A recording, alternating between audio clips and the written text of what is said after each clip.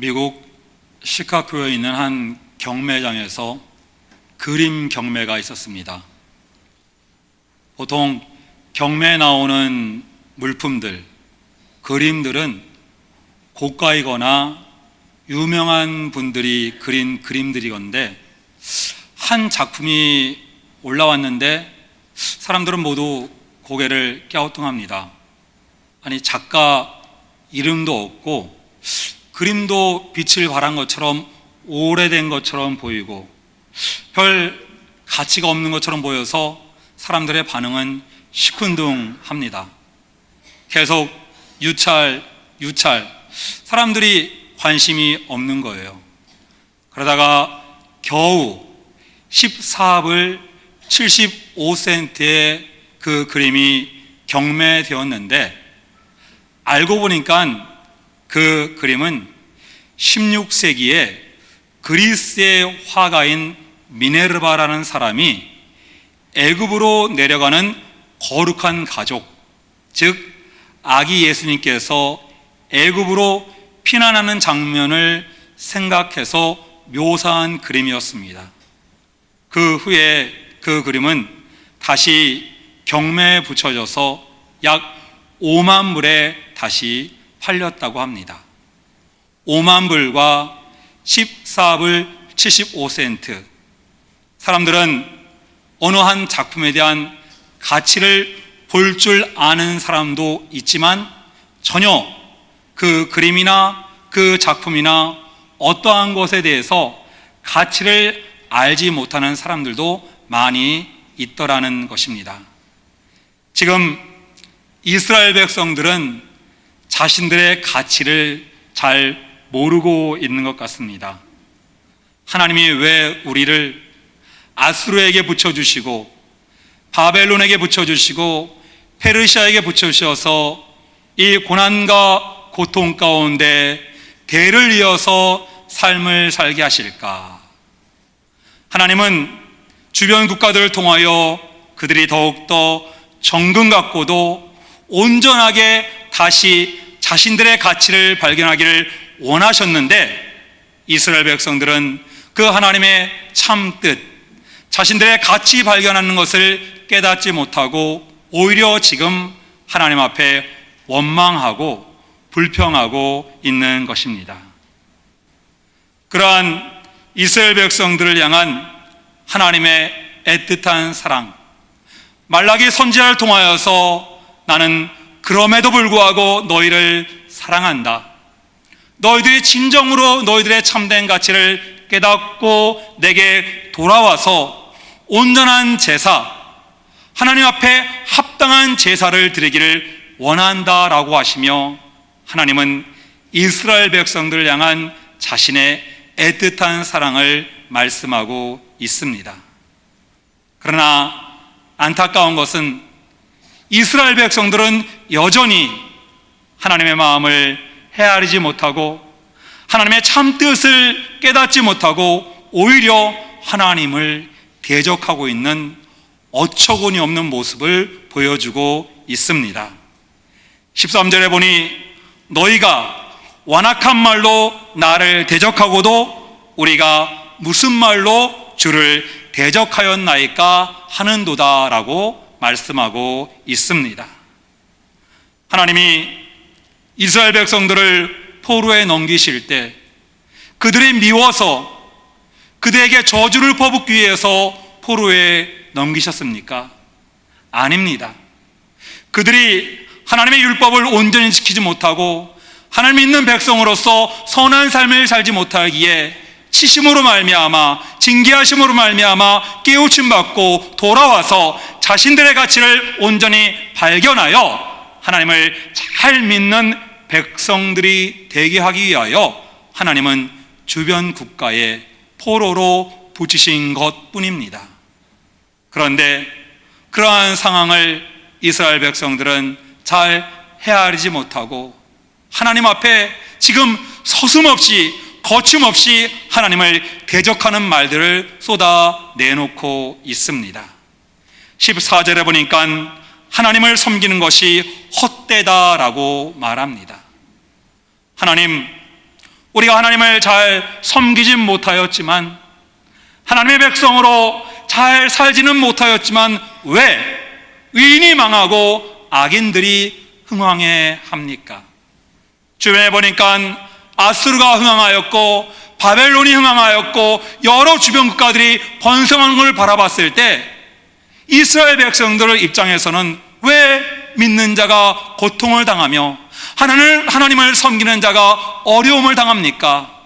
우리의 믿음은 결코 헛것입니다 라고 하나님 앞에 대적하고 있는 모습입니다.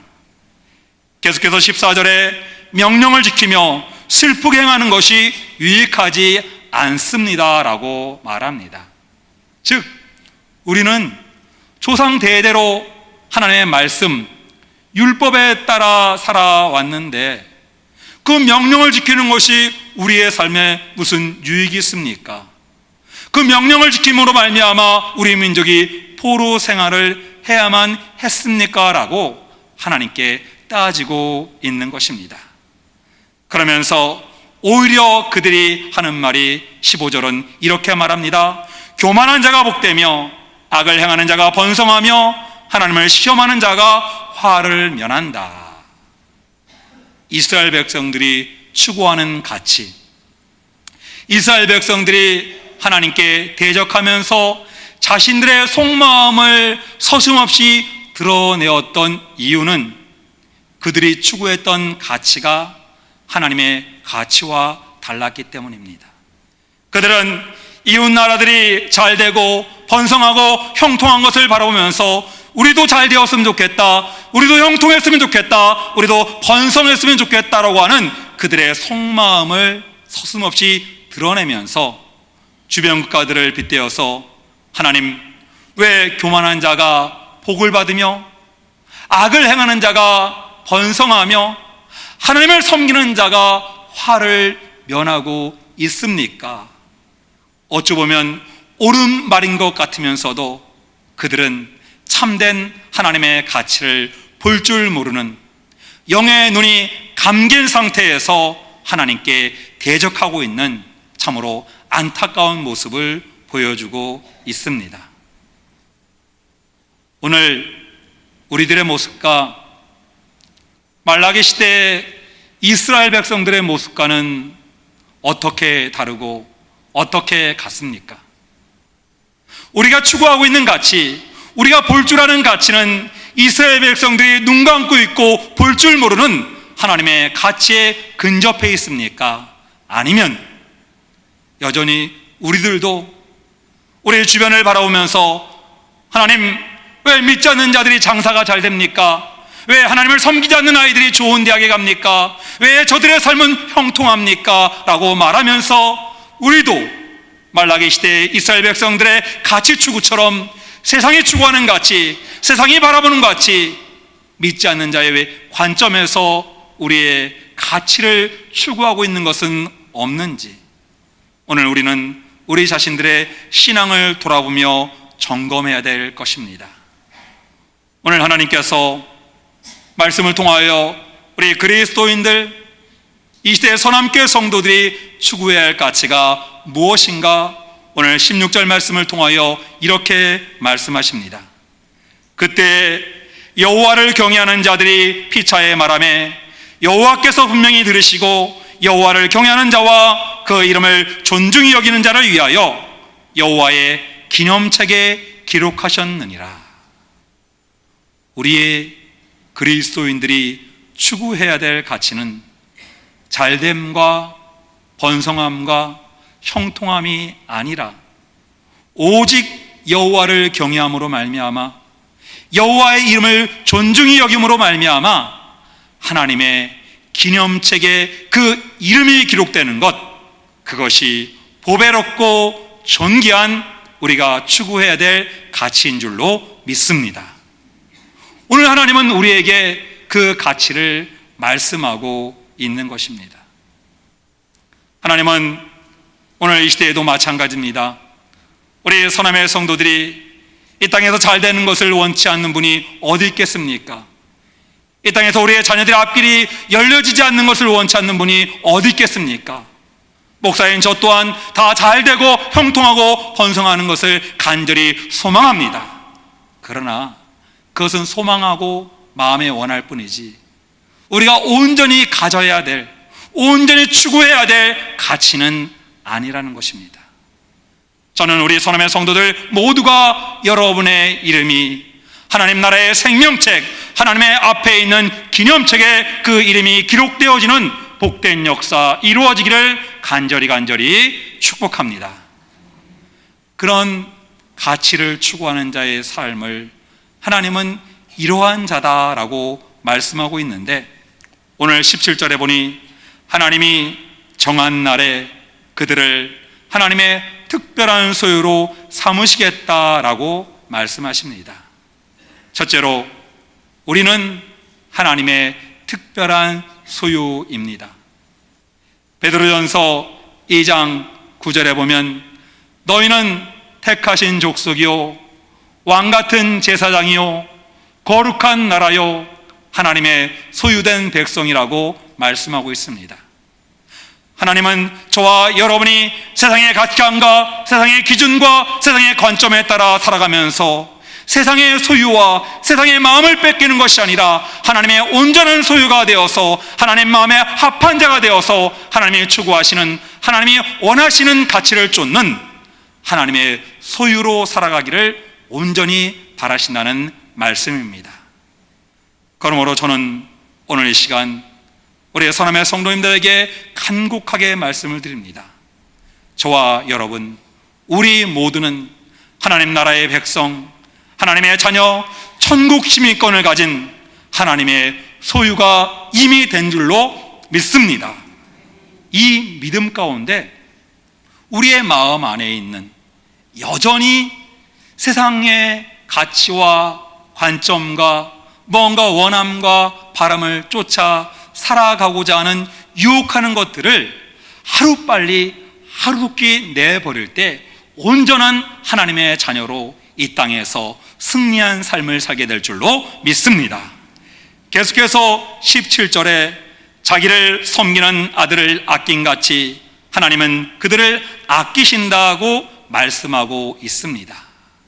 둘째로 하나님은 우리를 아끼시고 보호하시는 사랑의 하나님이십니다. 베드로전서 2장 10절에 계속해서 너희가 전에는 백성이 아니더니 이제는 하나님의 백성이요 전에는 국류를 얻지 못하였더니 이제는 국류를 얻은 자이다 라고 말씀하고 있습니다. 국류를 얻은 자이다, 불쌍히 여김을 받은 자라는 것이죠. 저와 여러분은 본래 죄인이었고 내침받은 존재들, 하나님밖에 외인이었었는데 하나님이 그리스도 예수의 보혈로 말미암아 하나님의 자녀 삼아 주셨고, 자녀 삼아 주셨을 뿐만 아니라 하나님께서 우리를 눈동자처럼 보호하여 주시다 늘 아끼고 사랑하시고 보호하신다는 사실, 이 말씀, 이것이 행복한 말씀 아니겠습니까? 설령 우리 믿음의 사람들이 사는 길이 다윗의 고백처럼 사망의 음침한 골짜기가 될 수도 있습니다. 찬송가 가사처럼 험산 줄령이 우리 앞에 놓여 있을 수도 있습니다. 그러나 우리는 그러한 모든 것들이 아무 문제가 되지 않습니다. 왜냐하면 전능하신 하나님, 우리를 사랑하시는 그 하나님이 저와 여러분을 아끼시고 사랑하실 뿐만 아니라 우리의 가는 길을 인도하시기 때문입니다. 왜 두려워하십니까? 왜 걱정하십니까? 왜 염려를 안고 살아가십니까? 왜 전전긍긍하면서 불안해하고 초조해하십니까? 여전히 우리 안에 하나님이 나를 사랑하신다, 나는 하나님의 소유이다, 하나님이 나를 인도하신다, 아끼신다라는 확신이 온전치 못하기 때문은 아닌지, 오늘 이 시간 분명하게 깨우침 받고 여러분의 심령 가운데 새기기를 간절히 소망합니다. 하나님은 여러분을 아끼시고 사랑하시고 그러므로 말미암아 여러분의 한 걸음 한 걸음을 인도하시고 여러분의 보호자가 되어주시는 줄로 믿습니다. 때로는 아픔이 올 수도 있습니다. 자녀들의 앞길이 막힐 수 있습니다. 원치 않는 것이 우리를 힘들게 할 수 있습니다. 그럼에도 불구하고 우리는 감사해야 합니다. 왜냐하면 하나님이 그때 더 큰 역사로 우리에게 나타나시고 우리에게를 인도하시고 우리를 도와주시기 때문입니다. 힘들고 어렵고 고난스럽고 고통스러울 때 더 큰 감사를 하는 것, 그것이 여러분 안에 있는, 제 안에 있는, 우리 안에 있는 보배롭고 존귀한 가치를 온전히 발견하시는 건 줄로 믿습니다. 더 나아가 하나님은 우리에게 엄청난 능력을 주셨습니다. 18절에 보니 그때 너희가 돌아와서 의인과 악인을 분별하고 하나님을 섬기는 자와 섬기지 않는 자를 분별하리라. 하나님은 저와 여러분 우리 모두에게 분별의 능력을 주신 줄로 믿습니다.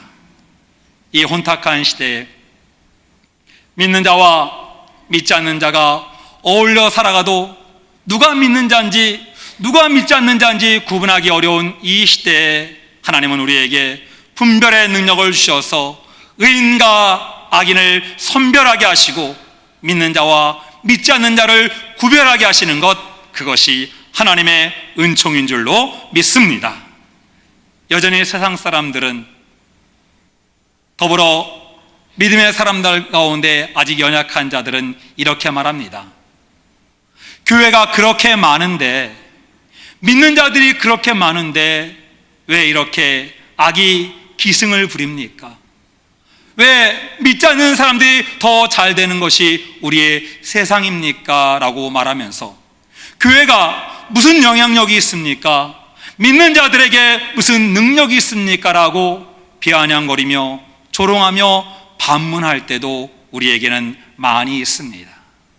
하나님은 그때 우리를 조롱당하게 하시고 우리를 비아냥거리로 만드시고 우리의 세상 사람들의 웃음거리로 만드실 그때 오히려 우리 그리스도인들이 더욱더 빛나고 아름답게 하나님의 도구로 쓰임받는다는 것입니다.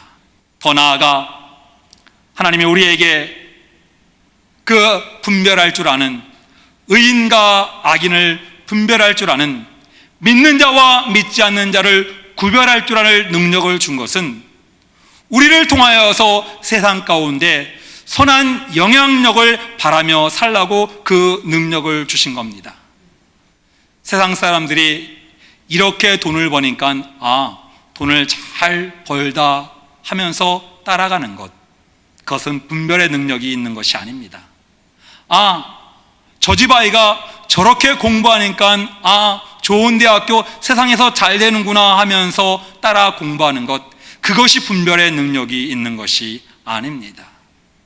어떠한 현상을 바라보면서 이것이 정말로 하나님이 원하시는 뜻인가, 이것이 하나님이 바라시는 가치를 추구하는 뜻인가를 깨닫고 그것이 옳은 것이라면 세상 사람들에게는 반대될지라도 그 길을 걸어가는 것, 그것이 분별의 능력을 가진 사람의 선한 영향력인 줄로 믿습니다.